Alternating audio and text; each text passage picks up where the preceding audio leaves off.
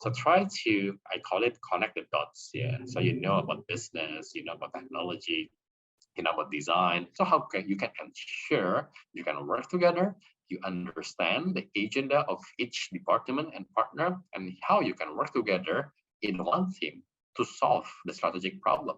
I don't know. I think I was kind of uh, in awe when you said that even as you as the director of data analytics in Jakarta Smart City with that, but you are also still teaching. Yeah, so that you said to even kindergartens.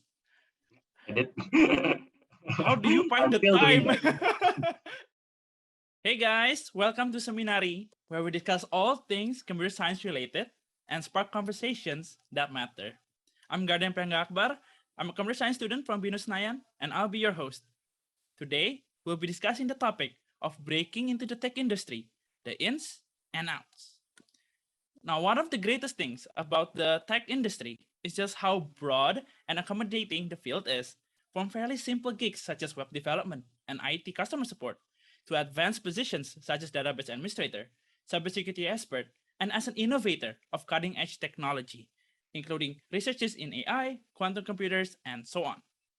The tech industry is one of the most in demand. For starters, it is an industry open to non traditional education, so high paying jobs are accessible to people of all economic backgrounds and educational backgrounds as well.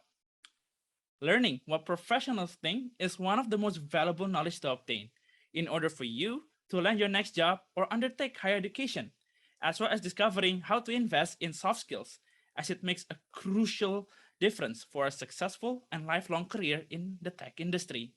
And that is why today I am joined by a very special guest, a professional in all things tech, from digital product management, smart city, to artificial intelligence and data science. He is a well known speaker that has been featured in many conferences and webinars, and is actively involved in talent building, teaching, and working on academic research and in the public sector. The special guest is none other than Mr. Juan Kanggrawan. Mr. Juan will be sharing with us his expertise on technology related topics, and especially on the tech industry and how to start your career in this field. Hi, Mr. Juan, and welcome. We are very delighted to have you in our podcast for today. Hello, nice to be here as well. Thanks for the kind intro. Yeah, thank you. Now, Pak Juan, some of the audience here might not know who you are. So, can you please share with us a little bit about yourself? Okay, I'll try to be brief here. Yeah. So as you already mentioned, I think my formal title is the head of data analytics and also digital products in Jakarta Smart City. But there is a long context and background before that. So I've been staying in Singapore for around 10 plus years. So I learned my bachelor, master degree over there. I learned technology at the same time, public policy. So I know from day one that although I learned technology, business, management, what I want to do in the future is how we can ensure that there is direct or the concrete impact to the government, to the public sector, and also to the society. So throughout my career, I've been involved in the data domain, technology, and also in the last 5 years, plus minus around digital product management. That I think I will touch about that as well. So hopefully in the future, I can bring more concrete impact, yeah, to the public sector and then to the ecosystem. Thank you. Thank you, Pak Juan. So, as you say, you are the head of data analytics, yeah, in Jakarta Smart City. Can you share a little bit? How did you get to that position? How did your journey start there, sir? Okay, sure. Let me share a bit. Yeah. So I think this is encouragement for all of you as well who are students. So I think you need to open your mind, your eyes, and also try to volunteer. So in around 2014, 2015, I involved a lot in terms of the hackathon, bootcamp, organizing those kind of events. And yeah, luckily, I know some of the so-called public figures and also some of the key technologists who can connect me to the government throughout this kind of volunteer initiative. So yeah, fortunately, I know some people who have been working in the public sector, let's say in the governor office, in certain ministries, and so on. So by doing that, so I get more exposure in terms of the ecosystem and also in terms of the landscape in the public sector.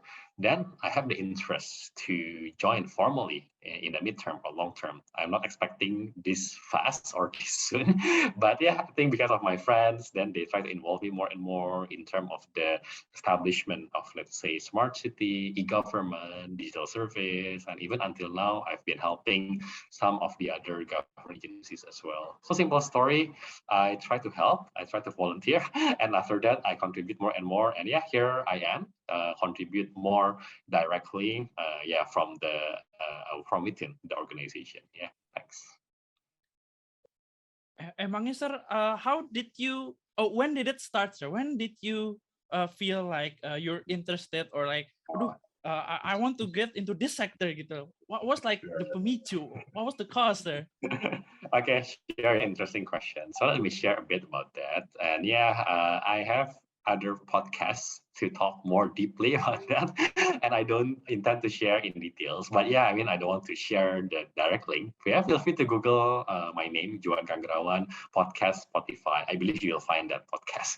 Anyway, so simple story. I think since primary school, secondary school, yeah, junior high school, I already like to learn about the news. That's one thing.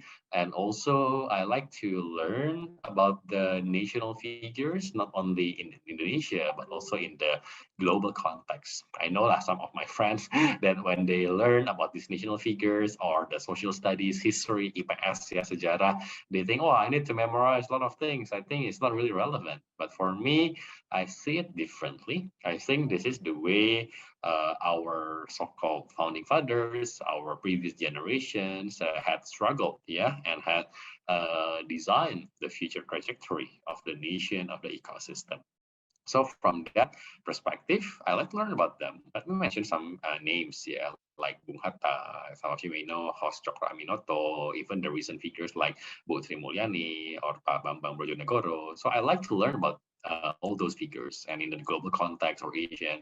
So I like to learn about Lee Kuan Yew or the modern restoration in Japan or people like Abraham Lincoln and so on. So I think that is my interest, and that's why I find history, public sector, and also social contribution can be exciting from my perspective.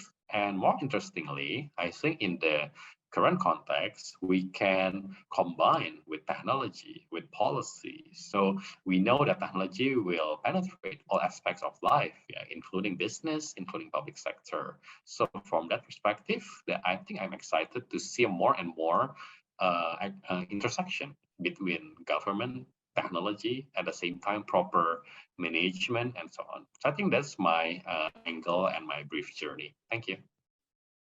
Wow, gila sir. So what I get is you like to explore a lot of perspectives and fields, yeah, sir. So just not only in, let's say, data science or even just in computer science, but also in history, and then there's also political.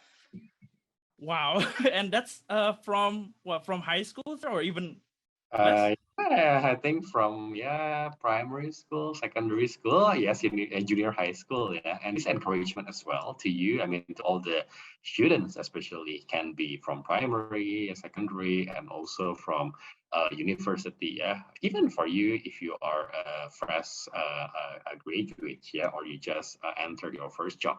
So I think we tend to see domain of knowledge is so-called segmented. Yeah, oh, this is business, this is economy, this is technology, this is chemistry, and so on, right? But when you explore more to the actual reality, then you see that as an entire ecosystem, whereby many elements that will be and interacting from one another. And if you see some figures like Leonardo da Vinci, for example, he tried to think more holistically from technology, engineering, design, the actual usage, and so on. So I think a simple encouragement for you, especially if you learn something for sure in your university, can be engineering, can be business, and so on.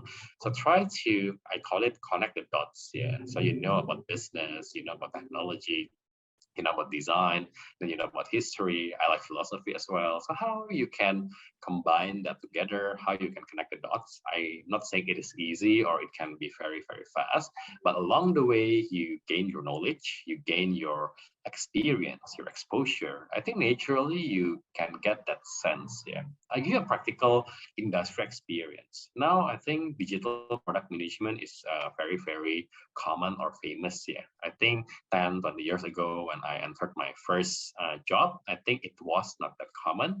But when you think about it, what is actually product management? There is no such program, right? In university, okay, this is the major of product management, jurusan product management. I think there's no such thing, right? You have business, you have technology, but in essence, what is product management? It is the intersection between business, between technology, IT, data, and also design, UI, UX, sociology, psychology to a certain extent, and so on, right? So I think that is the way I look at it. So try to find a good intersection, try to connect the dots, and be curious. I think don't limit yourself into your own boundary. Can be boundary from your university program, can be from your domain in your job. So let's say if you work in finance or you work in business, no one will stop you, right? If you want to learn more, let's say about the business, about the technology, about the psychology, sociology, about the public policy, right? So when you get more and more exposure, I think you can give better contribution as well in your work and even in your study. Yeah. Wow, those are very encouraging words, sir. I must admit, in primary school, I was still busy playing Donald Bebek. You know, sir, yang injek-injek kaki. Yes, I know about games, right? Let me give you a fun fact, right? So I think Mm-mm. if you search or you Google, right, even some of the founders or the big technology companies in Silicon Valley, I think they do not allow their children, their kids, yeah, especially in primary school, kindergarten, to even touch and use mobile phones, social media, and so on. So they encourage their kids to play, right? So I think, I mean, there's nothing wrong with play. Yeah, I mean with games. I mean even computer games. I like to play Dota even until now. You know. So I think Oh. from games you can learn actually. I mean when you play physically with your friends in Indonesia like petak umpet, kejar-kejaran. Even I like soccer, I like futsal, right? I think Mm. there's principle in the game, right? So I don't think game is so-called useless. Even I can see game is like a powerful mechanism for us to learn. So if you relate to the industry context, there's a principle what we call gamification what it means. So we try to perform, we try to do something, and we get incentive and punishment. Then you can see the performance of others as well. I think to a certain extent, in university you have GPA, you have IPK, right? And then you try to compare yourself. To a certain extent, it's a game in my perspective. I think you're still good. Sorry. Yeah, sir. I totally agree. I totally agree. I also play games, although maybe not Dota, but I have friends who play Dota, and yeah, I think games are not just for pure, I would say like fun or entertainment, but you can also learn a lot about it. I've heard about this game called Folded, who helped the games actually help develop a cure for a enzyme disease. I forgot what it is. I think it's related to HIV or AIDS. I don't remember. It was a long time ago. But yeah, the potential of games are really vast, and I totally agree. And especially what you said about being curious and not being locked in just one mindset in one field, but to get out of your shell and explore the world because it's vast. And now I'm taking the perspective of a computer science student here. So I just learned a little bit of programming, maybe here and there, and I'm curious, how do I start my career as a computer science student? I've known let's say Python or maybe Java. How do I uh, start things, go to a higher level into my career? And I think you have prepared some material for that. Yes, sir. Yeah. Yeah. So I think what I have shared to the moderator and also to the committee, I think I have prepared these brief slides. I think I will present for the next 15 to 30 minutes. I think the title is about technology for students and young professionals. Yeah, so I think I will share about that, and hopefully it will be useful. It can trigger you certain thoughts or even further questions. Yeah, so I don't intend to share in great details or too comprehensive, but again, in here, I hope I can trigger you something. I can provoke your thought, especially if you are doing your current study in university, or some of you, maybe you have work for the first time, your first job. Hopefully, I think this materials will be useful for you. Yeah, so what I will do, I will share my screen shortly. Then from there, yeah, you can take a look. Hopefully, you can enjoy. Then after that, I think we can continue with our discussion. Yeah. So what I will do right now, I will share my screen and present this. Give me a moment. Let me double check with the committee. Can you give verbal response? Can you see my screen? Is it good? Hello. All good, sir. Okay, sure. Thank you. So as I mentioned, I will present this for the next 15 to 30 minutes, and hopefully it is useful for you. And yeah, the title is Technology for Students and Young Professionals. Yeah, and again, I already get the introduction. Yeah, I'm Juan, head of data analytics and digital products from Jakarta Smart City. At the same time, I've been helping some of my friends in the public sector and also in the startup domain as well. Yeah, so this is my intro. And if you want to know more about me, feel free to check my personal website. I think you can just type my name, Juan Kanggrawan. Then I think from there you will be able to see my LinkedIn page, my personal page, which is this one. And yeah, hopefully you can get better understanding about myself. And over here, I also share my business card. So just in case in the future you want to ask, you want to interact more with me, I am very open with that actually. So yeah, feel free to reach me via email, via WhatsApp, and so on. Yeah. So I think in essence, I am totally open for that, and especially if you have other events, discussions, and so on. So yeah, personally, I am very open and available for that. So yeah, let's go through some of our key materials, I think, for today. So what I want to do, I want to share with you in terms of the introduction first about Jakarta Smart City. So I think you should know about myself and the organization. So after that, then I will start to talk about the topics that will be relevant for today. I will start with the technology trend and impact before we talk about career and then the way you can contribute in the industry. Then I want to talk first about the technology trend and impact. Then lastly, the third point will be about the managing tech or portfolio and also career. So I think this part will be more useful and yeah, more concrete for you. Yeah, so yeah, hopefully I can go through all this in the next 15 to 30 minutes. Yeah. And before I present, let me double check to the committee as well. I need verbal response. So my voice so far is clear, right? There is no disruption. Just to double check. Hello. Any comment? Testing. Aman, sir. Okay, sure. Let me continue. Yeah, let me know if I have interruption or disruption. Yeah, with my voice or my internet, because sometimes maybe there is unexpected disruption. Yeah, with the internet. I think all of us have experienced that before. So yeah, okay. Anyway, so this is my introduction about Jakarta Smart City. So yeah, actually for Smart City, we try to support and relate with the vision of the city itself, which is City 4.0. I don't want to have so much debates or discussion about this from the researcher's perspective or industry. But in essence, we want to ensure that the citizen and also the government, we have dynamic collaboration. So we see the citizen as a co-creators and government as a collaborator. It means we don't say that government can solve all the issue. I believe we need to sit down together with the citizen, with the industry, university, research, how we can ponder about a complex problem in the city. and from there, how we can build or establish a more comprehensive solution. I think this is the idea and this is the mindset.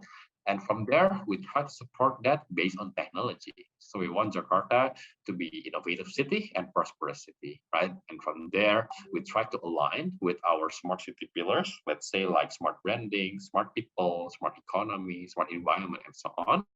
And if you see the second blue circle from the inner circle, there's a principles like mobile first, system data driven, smart collaboration, and digital experience. So what we intend to do is how we can ensure that there will be initiative that based on this principle. So if you take a look over here, some of the invest in Indonesia. So you can see based on our mobile first, system data driven, digital experience, and smart collaboration, I think there will be relevant initiative, relevant projects that we can do, that we can plan, that we can execute together, not only by the unit of Jakarta Smart City, but also together with other collaborators, partners, with other government agencies, with the industry, with the university, research, NGO, and so on. Yeah, just to give you some names, let's say we have the Jakarta ID, data-driven analysis, and then we have the Future City Living Lab,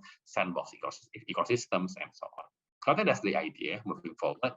And again, when you see smart city, I think not only for Jakarta, but the entire smart city, we see this is the trajectory. So smart city as a data, as a service, as a platform, as a hub, and as an ecosystem. What it means? It means smart city is not only putting sensors, getting more data, but stop over there.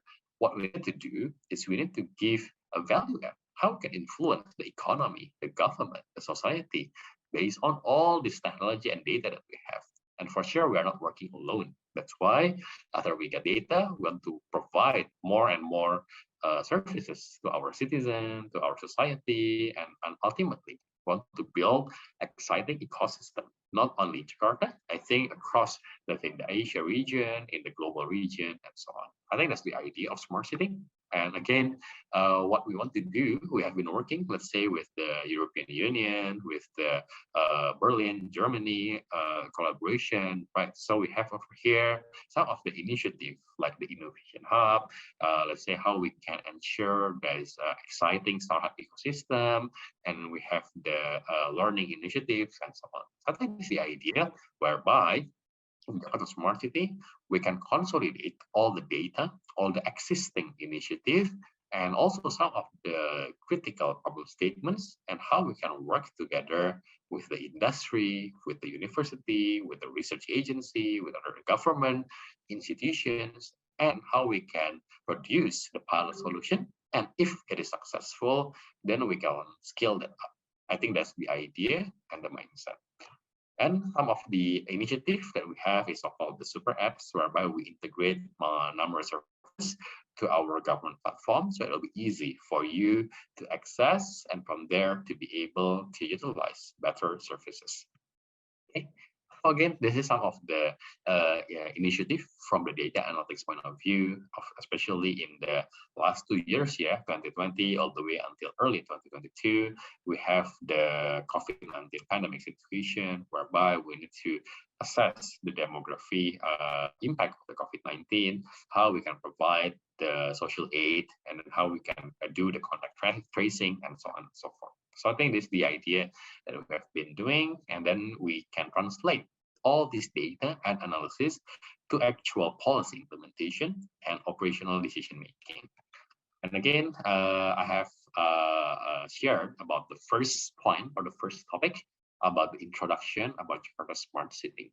Now I will move on to the second subtopic, which is about the technology trend and impact. So I think before you talk about career, before you talk about portfolio, I think you need to know about the actual situation in our ecosystem, what we should do, what we should tackle, what are the challenges, what are the opportunities. So for here, I want to give you the overview about that. You take this quote or a reference from Gartner, whereby there will be top strategic technology trends for 2022. I will not mention everything, but let's say we heard about AI, engineering, generative AI, autonomic system, cybersecurity, decision intelligence, and so on. So from my perspective, especially in handling data and products in Jakarta Smart City, I think we expect the machine, the technology to be more and more advanced. They can so-called think and learn by themselves, which is so-called AI. We use certain algorithm and they can do their own learning, pattern recognition. At the same time, we need to be mindful, especially about the personal data. Let's say we have the individual data, yeah, in Indonesia, in Jakarta, let's say NIK, yeah, KTP, and so on. So how we can ensure there will be proper security? We know even in the government, in the industry, in the unicorn, there are some cases about the so-called fraud or incident about personal data. Yeah, so I think we need to put more attention, and I believe there will be trust and also economic impact from the security. I think there's the few that I want to share with you. And the next one, I think I also took some references over here. And again, I will not repeat too much, but again, you see the point number 7, there's a trust architecture over there. Arguably, we can use blockchain, for example, or we see the number 1, which is about the next level process automation. So that's why during our intro, I mentioned I like history, yeah, because from there, we learn in the past, we have revolutionary technology, let's say like paper, wheels, for example, it is revolutionary. And also we have the industrial revolution. Then from there, we have the steam engine and so on. So I think all those technology will shape the industry, will shape the technology, will shape the workforce. So let's see how we push moving forward. What will be the impact and share for you as a students or young professionals that will influence your decision making, the way you think, what kind of subject that you should learn, what kind of skill sets that you will need in the future to be able to fill in the gaps and to be relevant to all the moving pieces in terms of the opportunities and challenges. Next one, again, this is another highlight, I think, from the World Economic Forum, the effect of technology trend up to 2050, right? So I will not share too much, but again, it's quite similar from the previous slides. Again, you see the impact in terms of the activities that will be automated. Global population could reach by 5G coverage by 2030, right? Almost 80%. And then you see almost $1 trillion value potential of quantum computing and so on. So in short, there will be economic, monetary, social, environment impact with all these technologies. So I think we should be aware about the development, and we should ask ourselves which area, which pillar that will be relevant for us, and which area that I want to pursue further and contribute further. I think this is the slide that I want to share with you.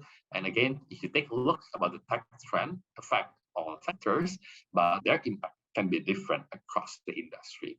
So you see from the left-hand side, you see the technology trend, like the automation, next generation materials, AI, and so on.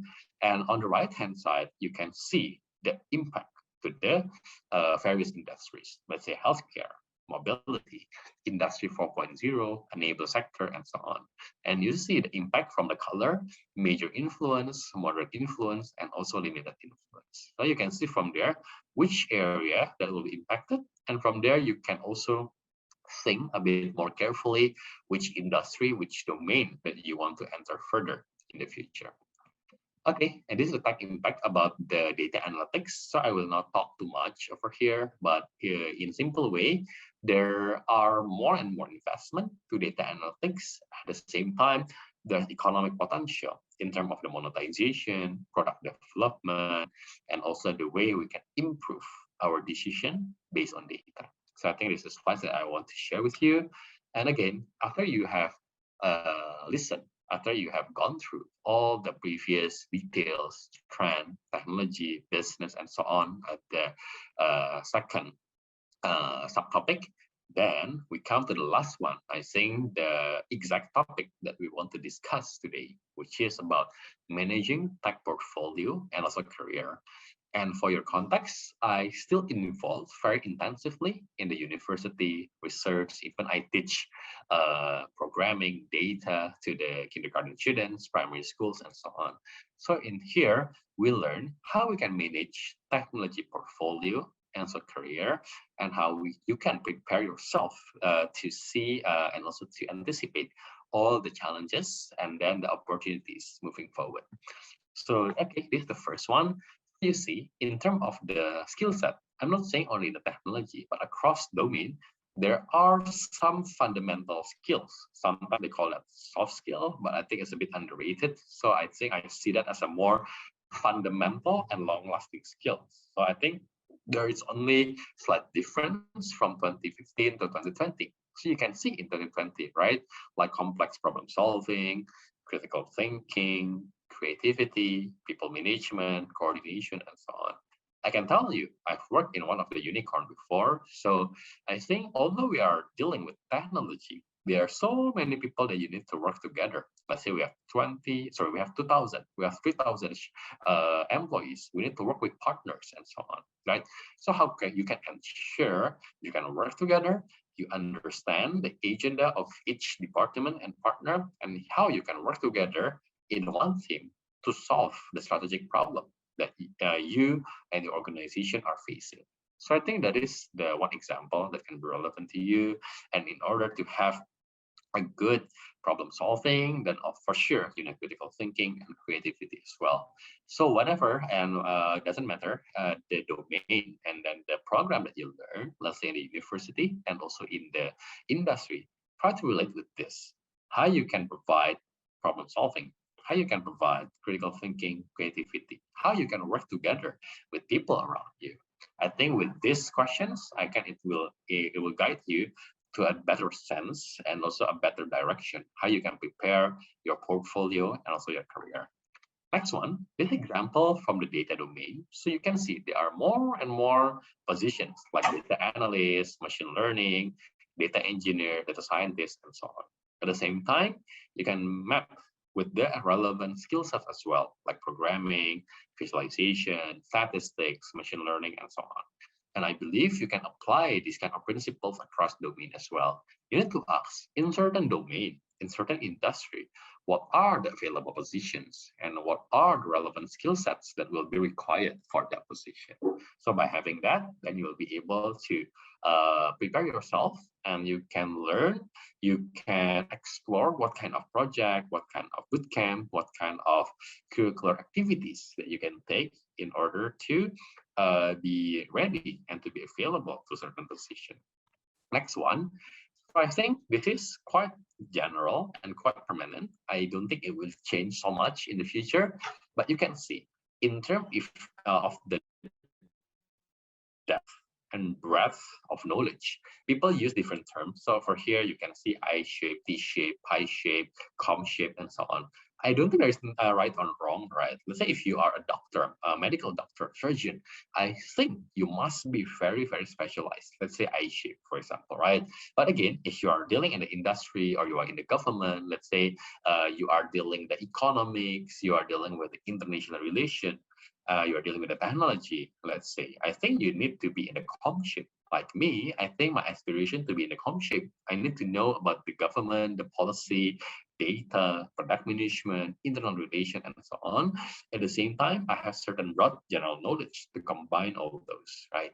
So again, I leave it to you. Try to reflect based on this shape in terms of the combination between depth and also breadth. Where are you and which path that you want to pursue?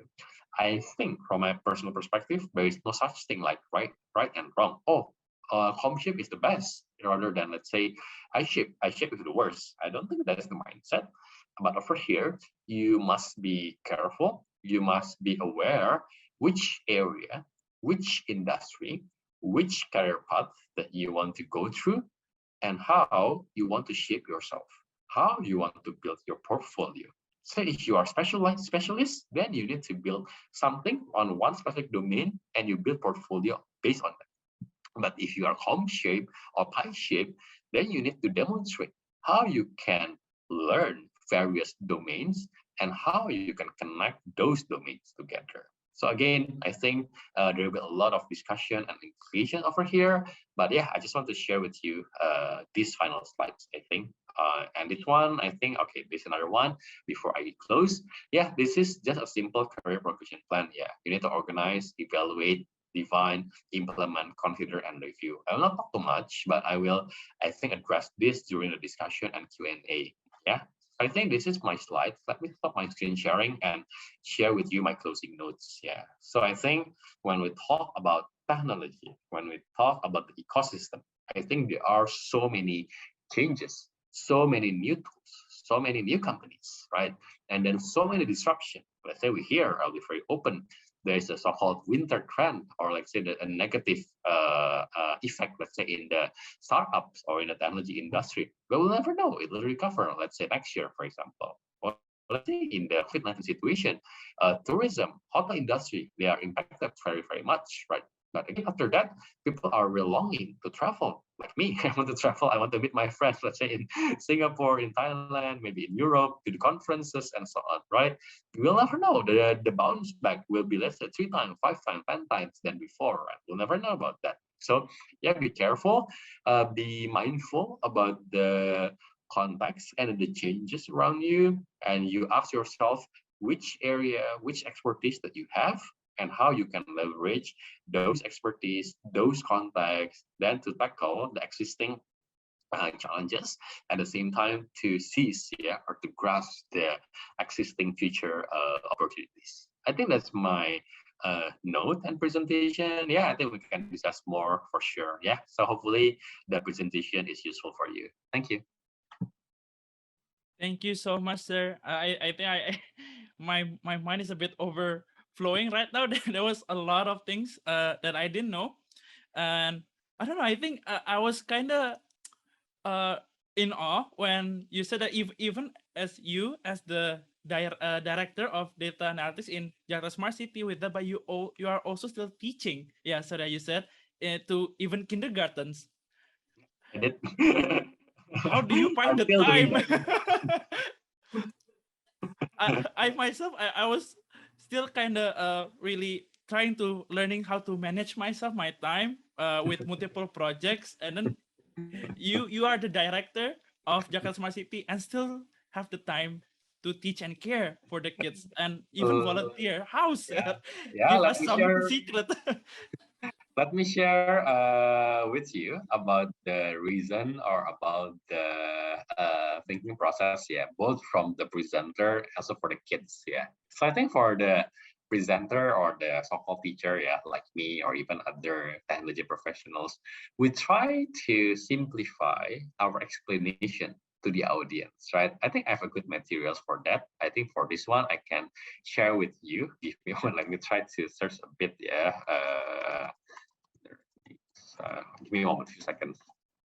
I've shared this before multiple times, and it's because I really enjoy this. Yeah, give me a moment, and let me share my link in this Zoom. I leave it to the organizer or the committee, whether you want to forward this further to the participants. So it is from Wired, which is a very notable technology media, I think in Silicon Valley as well. So it shares some of the experience of the really, really great expert to share certain concept in 5 level, from kids all the way to the senior expert, right? So kids can be kindergarten, can be primary. So they share about security concept, machine learning to all the primary school kids, right? So I think one of the basic or simple tests, whether you can understand certain concept, is when you are able to communicate that in a simple way to the so-called simple audience. In this context is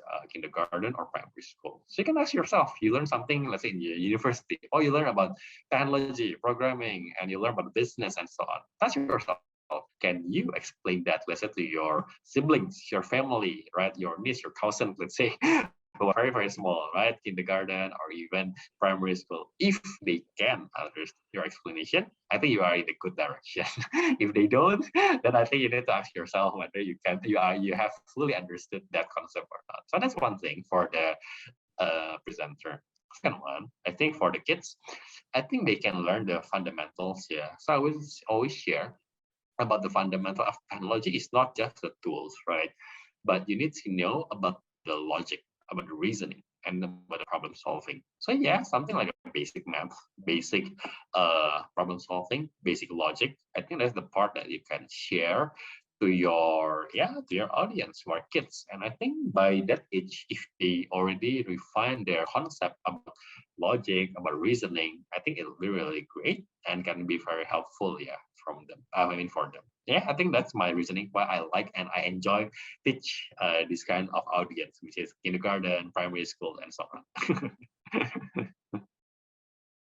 So I think the way you said about if you can't really explain it to like kindergartens or kids, then you don't really understand it at all. I think I've heard a quote like that before. Was it from Einstein or something? Someone Can't remember. Sorry I for don't this one. But remember. yeah, Was it?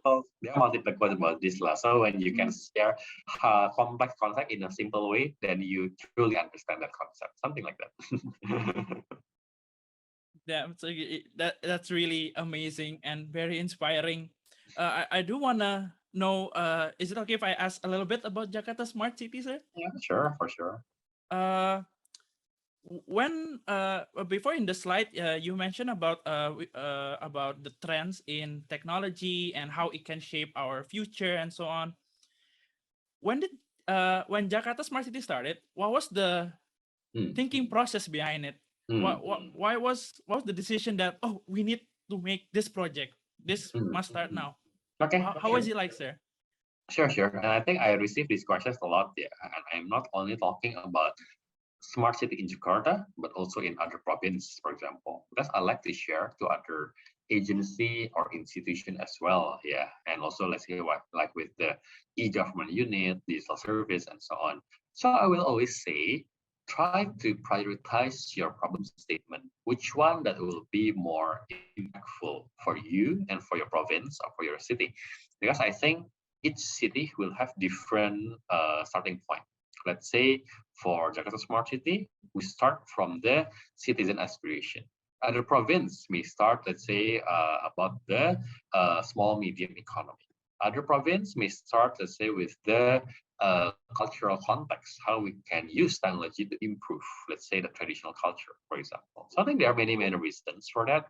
So yeah, I think that's the trajectory. In 2014, 15, we noticed that a lot of citizens want to complain and want to share their aspiration to the government, but the existing process can be slow. They don't know the PIC, the contact person, and so on. So that's why we have this so-called citizen response management system. I think last time the famous one is Clue. Clue is one of the channel or one way for you to share your aspiration. But actually there are many ways, yeah, around 15, 16 channels right now. And yeah, we are still getting around 10,000 up to 15,000 complaint, yeah, or ticket or aspiration from the citizens every month, and we complete that around 90% and above, because the performance and the incentive, the annual incentive of the relevant agencies are also considered based on the performance of this citizen response completion. I think that's context of Jakarta Smart City, which is citizen response management. I see. So it's so I think you analyze first like what was the problem, what the citizens need, and then develop some solution around there, right? So yeah. Yep. And if I may, I'm part of Himtis Nayan, and we are also have we try to voice our concerns here in as students of computer science here in Binus, and we also started some sort of forum group discussion so we can saling itu memberi aspirasi dari the students to the lectures so we can create a more conducive environment. And reflecting from your story, I guess we're in our way to create Binus Smart City, ya, JJ. Yeah. So Jakarta Smart City is the sarana untuk aspirasi masyarakat, ya, sir, ya. But also as a citizen of Indonesia, bisa gak sih kita contribute ke Jakarta Smart City And for example, as computer science students, what can we do, yeah, sir, to contribute to this project so to benefit everyone here in Indonesia? Sure. Yeah, I think that's a nice question. Yeah, that's exactly what I've been thinking as well. How the smart city can give national, even regional influence. Yeah. So not only about smart city as a unit, but also not only about Jakarta, but also about Indonesia, even ASEAN as a country. I think that's the idea or the mindset that we want to have. So very practical input on consideration, especially for students. Yeah, 2 or 3 maybe. Yeah.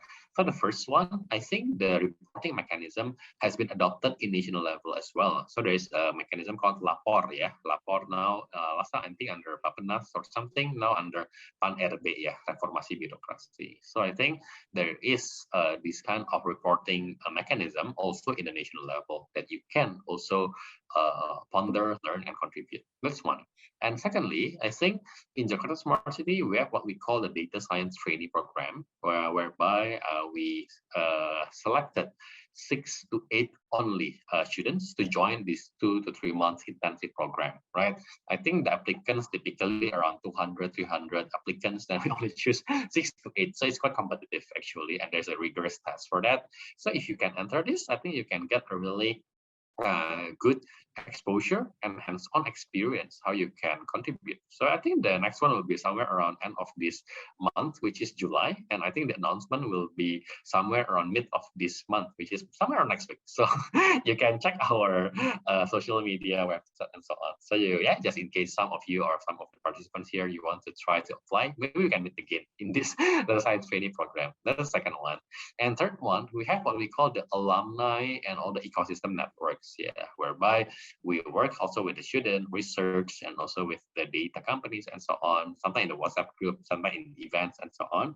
So how we can have a more exciting collaboration, right? So I think from the way you can contribute in that ecosystem, then there will be impact, let's say, to the ASEAN region, to the global region. As I mentioned, we have been working, let's say, with World Bank, with European Union, with the US department, and so on. So I think that's the way I look at it. And I think there are various ways that you can contribute and give more positive impacts, yeah, through smart city. Thank you.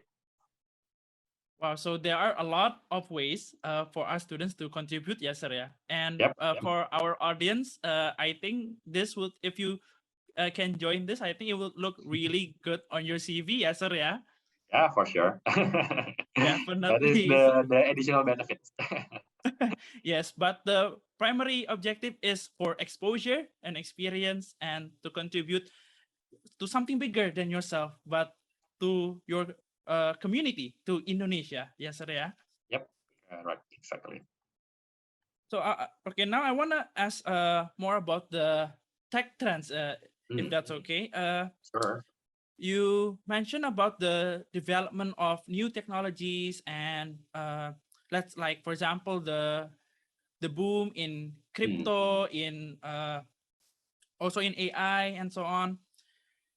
But what are some of the interesting, let's say, niches in industries that they are starting to utilize those kind of technologies, those more to, let's say, like Gojek, for example. Dulu kan ojek tuh you have to go to the stasiun kan, and then you ride with the ojek, but now you can do it from your phone.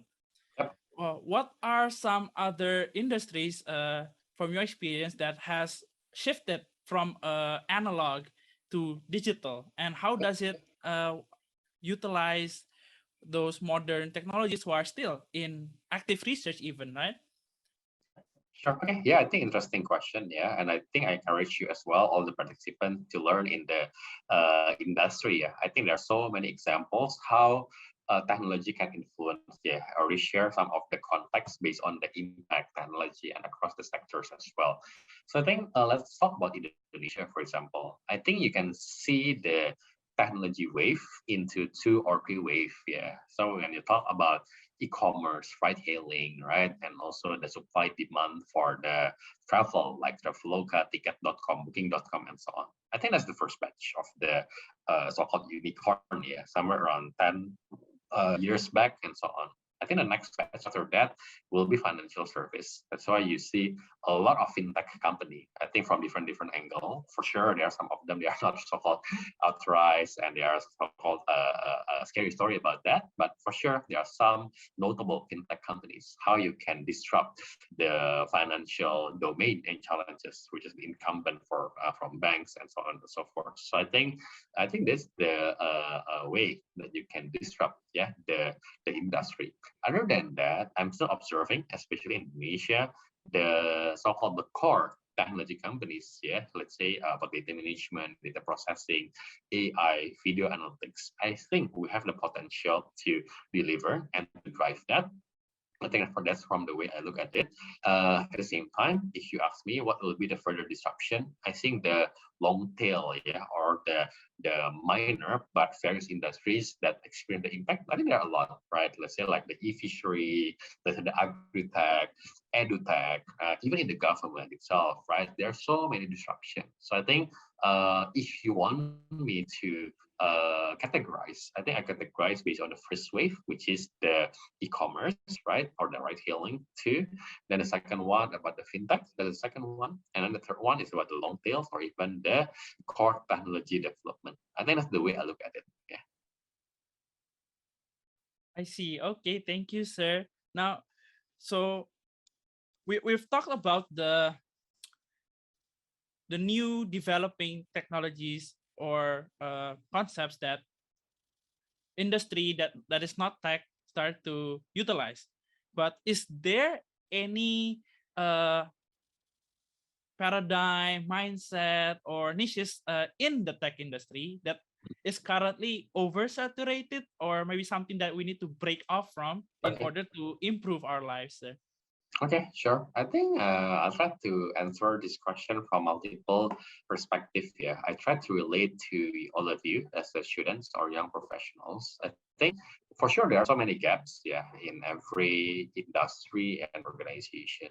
So even right now, if you talk about the unicorn, let's say like Tokopedia, Gojek, Grab, Traveloka, Shopee, and so on, right? I think for sure they need to be more sustainable in terms of their business. We hear this more and more, which is about the profit and then the way they can reduce expenses, costs, and so on. So they must be more efficient in doing the business. That's the first one. And second one, I think especially in the Asian context, right? To find a good hardcore technologies can be software engineers, can be data engineers, data scientists, can be solution architect with a very good caliber technology exposure. At the same time, appreciate the dynamic context in developing countries like Indonesia. Let's say about the government, about the risks, about the business. I think that the intersection between that, yeah, technology expertise and also able to navigate the dynamic context in the business, in the industry, I think it's a rare breed. Yeah. So if you can learn, try to fill in that spot. It's not that easy. We need a lot of experience, but I think that is the direction, and I think that is the impact that you can drive. I think that's the angle from the students or the professionals. From the industry itself, I think the industry should ask themselves not only about the economics of or the profit minded benefits, yeah, but also how they can influence the ecosystem. Can be government, can be environment, can be society, can be the students, and so on. So when they ask themselves about the broader impact and how they can prioritize this, and I think the industry or the organization can be more mature, can be more relevant, and even they can produce better product, better solutions, yeah, to the industry, to the customer and stakeholders as well. Yeah, I think that's my comment, yeah, about this question. In relation to experience, you use the word experience there, sir. Uh, from us university students, and especially let's say from the first year university students, we don't have a lot of let's say experience in let's say in particularly in the computer science sector. Now, how do we utilize that? Let's say we have, for example, not so much in coding.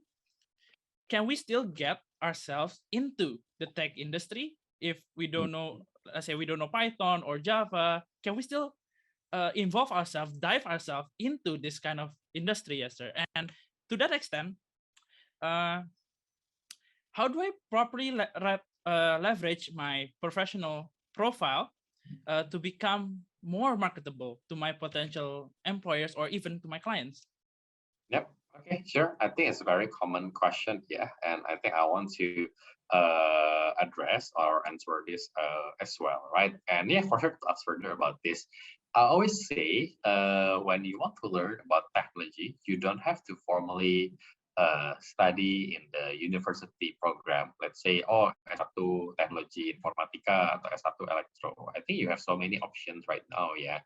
You can learn online courses, you can learn from certification, you can attend bootcamp and so on. I'm not saying you can instantly become expert, but I think you have many ways to learn. That's the first one.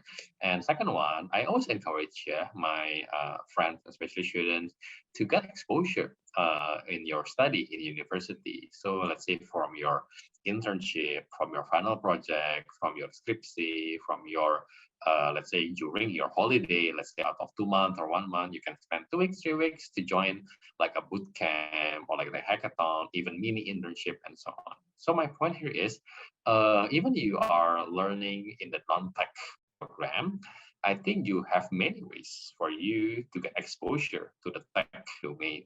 Right. So I think that's my thought. And yeah, I think I always encourage this if you are still university or early career.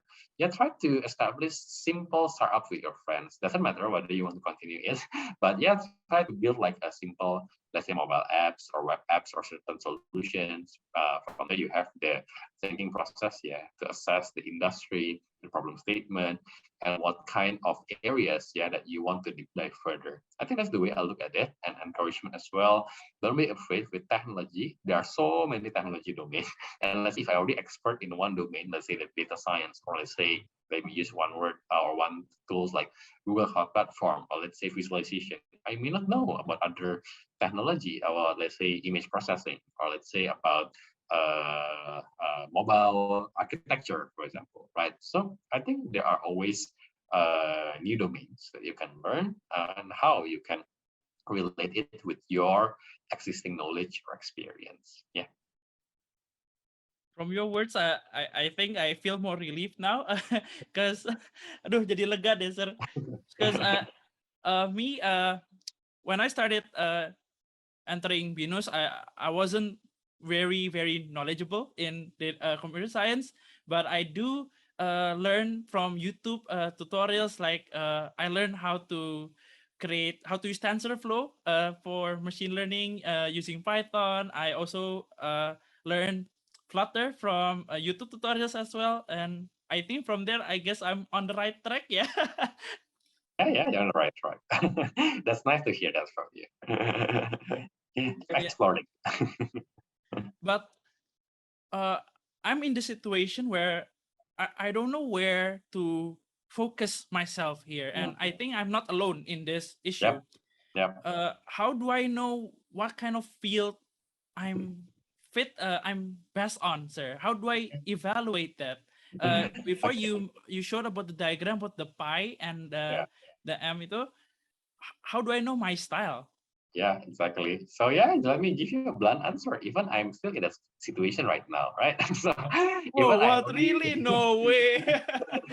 I'm already doing a lot of things. So I ask myself, hey, should I specialize in certain domain or should I explore new domain? I think that kind of question will be permanent. Yeah, you will not fully answer that question. So I'll try to be practical. The simple answer is try to be honest with yourself. So when you explore certain tools or certain domain, you ask yourself whether you enjoy that, whether you're good at it. Be open and ask inputs from others. Let's say I like philosophy, I like public policy. Do I enjoy that? Do I good at it? I mean, should I explore more other domains, right? So I think that's the thinking process. So try to not to limit yourself. Be practical. When you learn something, when you explore something, what will be the implication? What will be the benefits that you can bring, let's say, to the company, to the organization? And from there, check with your so-called trusted friends or circle. Yeah, are you good at it? Which area that you should improve? Then from there, I think you have like a good iteration cycle. Yeah, let's say every 1 year, 2 years, you explore new things. Even for me, I already plan in the next 5 to 10 years. What are the new domains that I want to learn, and who are the relevant partners or friends that I can ask, that I can learn, and that I can get inputs as well. So that's the way I look at it. So I guess the main key here is first introspection, yes, sir. Yeah, Yeah, evaluate yourself. yeah. And you cannot evaluate yourself only by yourself, right? Mm-hmm. You need experts Yeah. that you know, you need friends, you need trusted input from your circle, and so on. So I think that's the highlight that I wanted to share. Now, once we identify, let's say, our interest, and let's say, oh, I want to go to this field. Is there a strategy that you have developed from your experience? Uh, how can I connect my other interests that might seem not that connected, but Mm. connect them together into one interconnected circle that would uh, apa kayak melahirkan ide-ide Mm. baru gitu loh. So like for Yeah, yeah. example, I'm interested in programming, but I also like to watch a little bit uh, of psychology videos and history. That doesn't seem to be for me right now kayak nggak terlalu connect gitu. Tapi gimana ya, sir? Bisa Okay. connectnya? Yeah, sure. I think the fundamental and question is how you can connect, yeah, the existing knowledge and the new things, right? And there are many ways. So I'll try to answer at least from 2 points. First one from habits, and second one is from the, I call it framework or worldview, yeah, cara pandang kerangka pikir. Okay, so from the first one about habits, yeah, I think now there's a recent famous book, yeah, although I learned about other books as well, Atomic Habits, yeah. So how you can use a simple habits, let's say 15 minutes every day, 30 minutes every day, but there will be long-term impact for you. Like say like you do jogging, yeah, healthy food, cooking, and so on, or learn something. So yeah, read yourself Atomic Habits, or read the review and the YouTube explanation about that. So yeah, when you have these habits to learn, to refine new things, then I think you have ability to be more natural in learning and connecting new things. So these atomic habits or the simple habits will be fundamental. And second one, for sure, you need certain framework. Yeah, that's why even in business consulting company like McKinsey, Bain, BCG, even Accenture, they have certain framework when you want to analyze something, when you want to propose something. And I think there's a framework as well, how you want to see the all things, right? So let's say in the marketing, you have the analysis, yeah, the SWOT analysis, right? Strength, weakness, opportunity, threat. It's a framework actually, and you also have like the past analysis, right? Politics, right? Environment, social, technology framework, right? Then from there you can drive and connect the dots. I think that's the same thing. So when you want to learn new things, let's say business technology, business policy, or let's say environment, society, I think there's existing framework that you can use and that you can learn, and try to learn within that framework. It'll be easier for you. The same thing like you do your scriptsy or thesis or even dissertation, right? So you need a research design. You need to have the methodology. So by using that, it will be easier for you to connect the dots. Otherwise, you just keep reading books, information, but there is no structure, there is no coherence. Sometimes when you see conflicting ideas, how should you reconcile that? Then you become confused, yeah, and uncertain about yourself. So I think that's my simple notes. Try to learn about the notable or famous framework and try to relate that with your situation. Yeah, I think that's my comment. So hopefully by following these frameworks, we can find how we can interconnect the dots between our interests, yes, sir, yeah. Yep, And exactly. maybe from there we can we are inspired and found an idea for, let's say, a startup. But speaking of startup, there are some discussions whether should we go for a startup directly, or maybe we should work for a big company first, or what's your take, sir? You're working in Jakarta Smart City, and what is your professional opinion Mm. to Yeah, sure. has students? Yeah, I went through all those. Yeah, I work in the unicorn. Yeah, I mentioned the name. I work in Traveloka Singapore before, and also I work in the startup in Singapore established by the government. It's like the military research startup. I work in that kind of company. I work in the big company like 5,000, 10,000 employees as well, right? So I think there's no right or wrong answer. Know yourself and don't be picky, seriously. Because now I think so many, let's say, students or young professional, oh, I want to work in this ABC company or DEF company. If I'm not admitted here, then I don't want to work anywhere. I don't think you have the luxury, yeah, to choose like that. Yeah, let's say even you are the top students, right? I think it doesn't really matter because even you heard the news, right? Even the good employees, the people already in the 5, 10 years experience in the company can be retrenched, right? No hard feeling. I mean, that is the situation. So my comment here is don't be too picky. This is the first one. And second one, know the pro and cons. So it doesn't matter where you go, in the government, in the business, in a startup, in the big companies, right? Try to have the comparison table, the plus minus. Let's say what you can learn, what is the negative impact, and so on. Let's say in the startups, typically it's not really organized, not really established, but you can get interaction very openly with the colleagues, with the founders, right? In the MNC, you know about the process, you know about the system, but you don't have a really direct connection, yeah, or access, let's say, to the founders, to the senior management, and so on. In the government, you can get the exposure to the a public discourse, like about the poverty, about the, let's say, the public policy, about the national capital, and then you know about the yeah, macroeconomy and so on. But you may not get the a dynamic interaction, right, with your colleagues, because in the government there's certain bureaucracy. So I think there are pro and cons for sure everywhere. Know yourself, know which area that you want to explore, and even if it is not your first choice, try to relate and try to, yeah, consolidate the knowledge, yeah, and then the experience, and from there you can refine accordingly. And to me, I mean, you don't have to make a choice, right? Let's say now you work in a startup, then you can move on to the government, then you can move on to the MNC, right? So yeah, I think that's the way I look at it.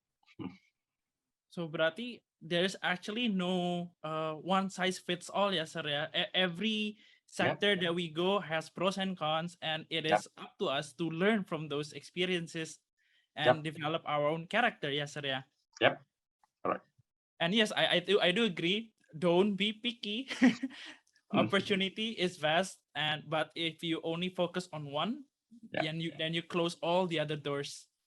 yeah, you limit yourself in the end, right? And Yeah, you may miss interesting opportunities. Yeah.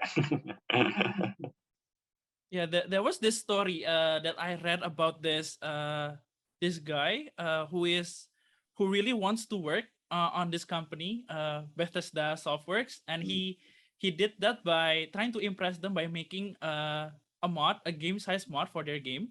Mm, But sadly, he didn't get the offer, but he wasn't picky. mm, He was able to find a job in another gaming company in Ubisoft, and I think yeah, he's doing really well there. yeah, And now I'm imagining if I'm him and mm, I just kayak, if I don't work there, I'm gonna yeah, die.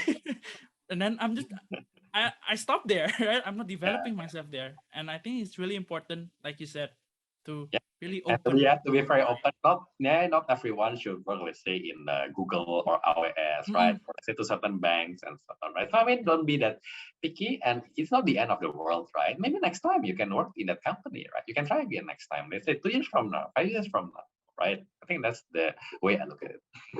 Yeah, and maybe by not getting what you want now, you go somewhere higher, in better, ya sir ya. Siapa Maybe tahu nggak dapat Google, tahu jadi saingannya Google, ya gak sir ya.